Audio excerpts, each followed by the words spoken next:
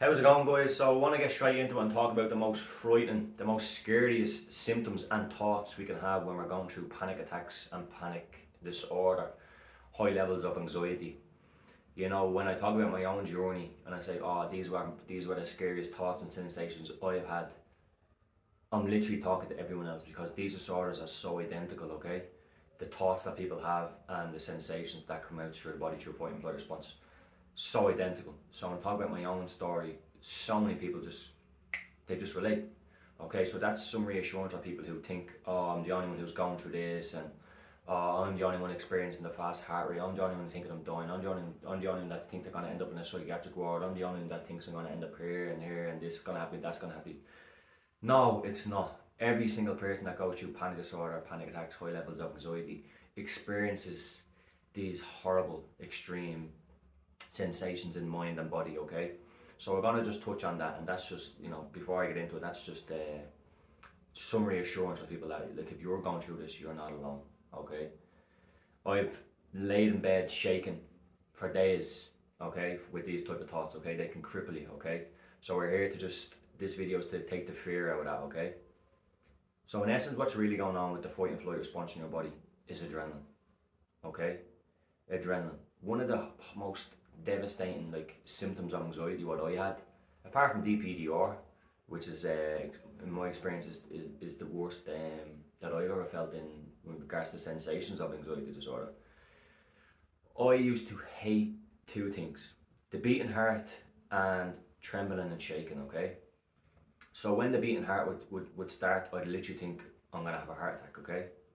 And just with that thought, what does that happen? What happens then with the body then?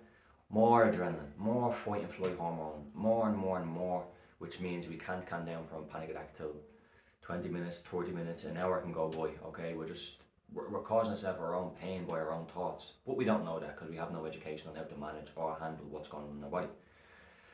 I used to hate that beating heart. It terrified me. Literally thought I was gonna. I even written notes to my family saying like, "I love you, don't be afraid if I even die," and stuff like that. So that was many years ago.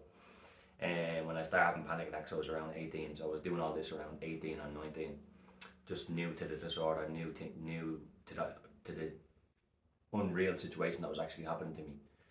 So that was the way I was responding to these heartbeats and the beating heart was awful, awful. So the beating heart and the trembling and shaking.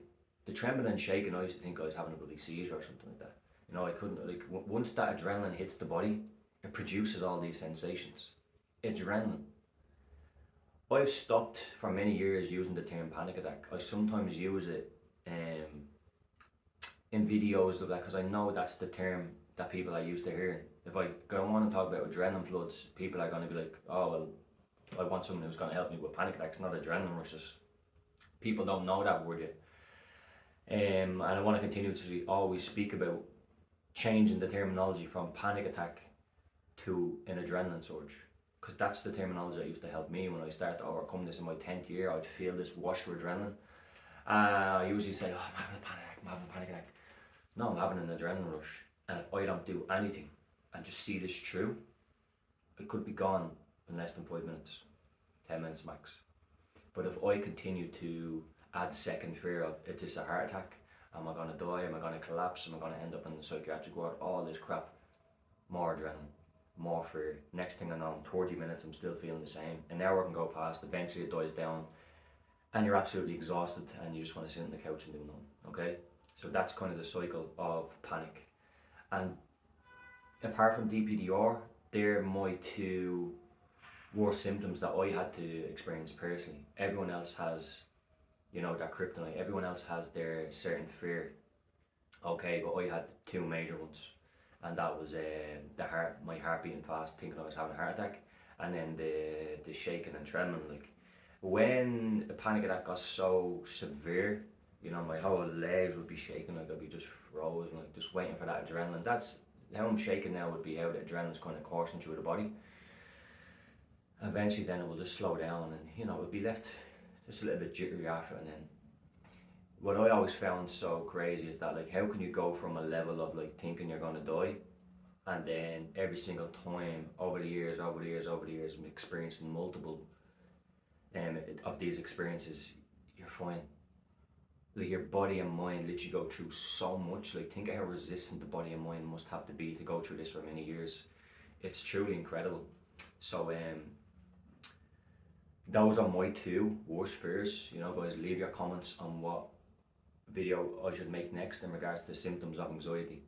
I'm going to touch more as I go on to the science behind these symptoms, but I just want to break down just in general terms that this is just adrenaline. Okay, and adrenaline will always cause the body to, there's no way to release the adrenaline. The only way to release adrenaline, literally, if you go on Google right now, how to get rid of excess adrenaline in the body, you won't get 10 reasons how. You won't get 5. You'll only get 1. The only way to get rid of excess adrenaline in the body is by cardiovascular exercise, to burn it out of you, okay? So that's all. When the body's shaking like that, and you're just standing like this, you just have to wait till the adrenaline hits its peak and comes down, okay? Unless you're going to go out and do some cardiovascular exercises, that's the only way to burn off the adrenaline.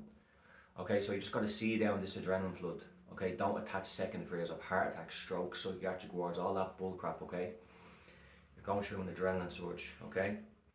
And if you're stuck in a disorder, an adrenaline surge disorder, panic disorder, it's because you haven't learned or haven't dealt with this in the correct way, okay?